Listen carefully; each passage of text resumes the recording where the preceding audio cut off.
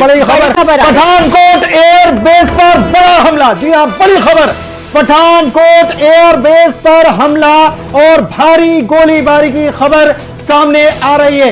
इस वक्त की सबसे बड़ी खबर, और ये वॉर की शुरुआत मान सकते हैं। पूजा, बिल्कुल, ये देखिए पुनीत, जिस तरीके से लगातार भारतीय सेना की तरफ से एकदम मुंहतोड़ कार्रवाई साथ के साथ कर दी जा रही है, ये एक बहुत बड़ा अपडेट है। पठानकोट एयरबेस पर बहुत बड़ा हमला, ये तस्वीरें, ये जो बड़ी खबर लगातार एक के बाद एक आ रही है, ये आपको बताने के लिए काफी है कि किस तरीके से जो भारतीय सेना है वो एक्टिव है, किस तरीके से भारतीय सेना जो लगातार इस बात का जिक्र हमारे भारत के राजनेता हो, सरकार हो, ये करती है कि भाई हमें अगर छेड़ोगे तो नहीं छोड़ेंगे। देखिए पूजा, मैं आपको कह रहा था, जो 6 से ज्यादा मिसाइल, 6 से ज्यादा मिसाइलों को मार गिराया। S-400 सिस्टम जिसको एक्टिव किया गया और उसने काम करना शुरू कर दिया। 6 से ज्यादा मिसाइल रॉकेट जो छोड़े गए थे, 8 से ज्यादा मिसाइल। देखिए अब ये इसकी पुष्टि हो गई है, यह आंकड़ा बढ़ गया है। 8 से ज्यादा मिसाइलों को मार गिराया है, इसको हवा में ही ध्वस्त कर दिया है। और ये अटैक जो किया गया है, पठानकोट एयरबेस को टारगेट किया गया, जम्मू एयरपोर्ट को टारगेट किया गया, वहां पर रॉकेट से हमला होना, इसके अलावा सैन्य कॉलोनी जो है वहां पर अटैक होना, ये पूरी तरीके से ऐसा लग रहा है कि पाकिस्तान अब मरने के लिए तैयार हो। बिल्कुल, मरने के लिए ही तो लड़ाई शुरू करते हैं ना पुनीत। इस बात का जिक्र तो हम करते ही हैं कि मरने के लिए लड़ना शुरू करते हैं, लेकिन इनके बयानों में और इनकी करनी में कितना डिफरेंस नजर आता है। जैसे कि आज जो प्रेस ब्रीफिंग हुई थी, उसमें विक्रम मिस्री ने भी कहा था कि भाई ये कहते कुछ है, करते कुछ है, और पाकिस्तान का तो जन्म ही झूठ के साथ हुआ था। ये कहते हैं कि हम कुछ करेंगे नहीं अगर हमें कुछ नहीं किया जाएगा, और फिर तस्वीरें आती हैं कि स्ट्राइक करने की कोशिश करते हैं। S-400 जिसका इस्तेमाल आज भारत ने पहली दफा किया है, उससे 8 से ज्यादा मिसाइलों को गिरा दिया गया है। और पठानकोट एयरबेस पर बहुत भारी गोलीबारी, ये इस वक्त का बहुत बड़ा अपडेट हम आप तक पहुंचा रहे हैं। भारत ने 8 मिसाइलों को गिरा दिया है। तो ऐसे में देश की जनता, क्योंकि इस वक्त मुझे लगता है भारतीय सेना पर हमारे देश की जनता जितना भरोसा करती है, और पाकिस्तान की जो जनता है वो वहां की सेना को जितनी गालियां देती है, मुझे लगता है कि अब देखिए भारत की जो जनता है उनके मन में कहीं ना कहीं ये संतुष्टि होगी कि हाँ, भारत की सेना एक के बाद एक मुंहतोड़ कार्रवाई कर रही है, मुंहतोड़ जवाब दे रही है। मेजर राकेश इस वक्त हमारे साथ चर्चा में शामिल है। मेजर राकेश, किस तरीके से देखेंगे इसको? पठानकोट एयरबेस पर भारत ने हमला कर दिया, S-400 से 8 मिसाइलों को मार गिराया है, आपका कमेंट चाहेंगे सर इस पर?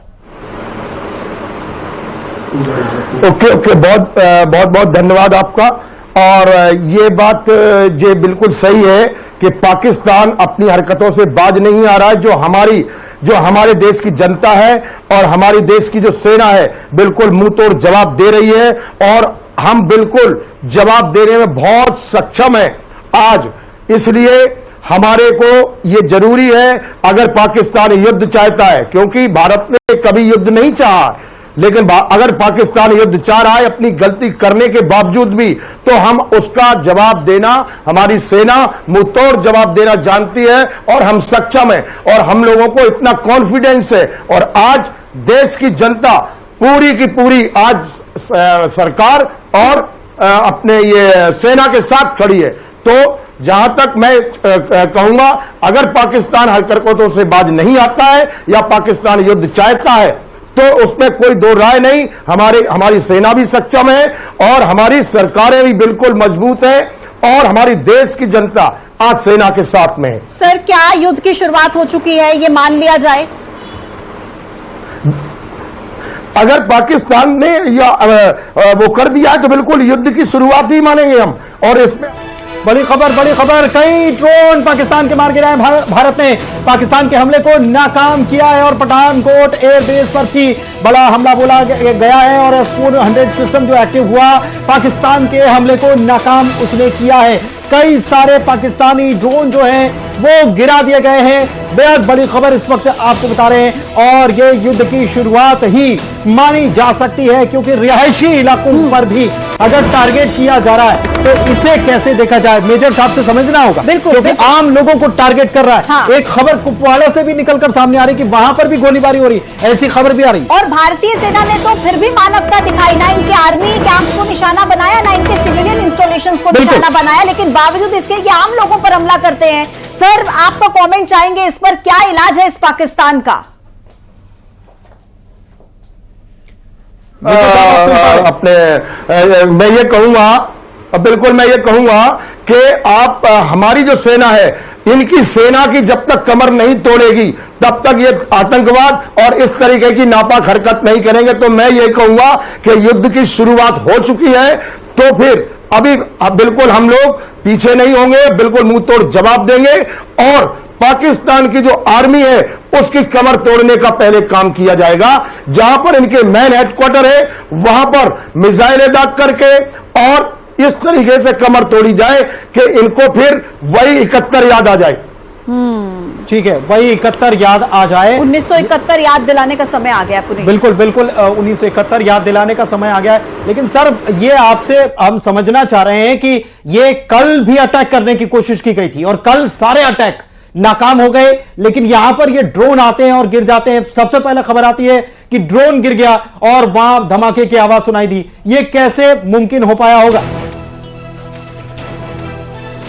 ये देखो, ये तो आप भी समझते हो कि उनकी आवाम भी क्या इनके ऊपर दबाव डाल रही होगी कि हिंदुस्तान हम पे हमला कर रहा है, जबकि हिंदुस्तान ने किसी भी आवाम पर, किसी भी प्रकार के सिविलियन पर वो नहीं किया। मानवता का एक परिचय दिया है जहां पे खराब हो चुके हैं और पूरी तरह से ब्लैकआउट कर दिया है। वैष्णो देवी जो त्रिकुट पर्वत है पूरी तरह से उसको ब्लैकआउट कर दिया गया है।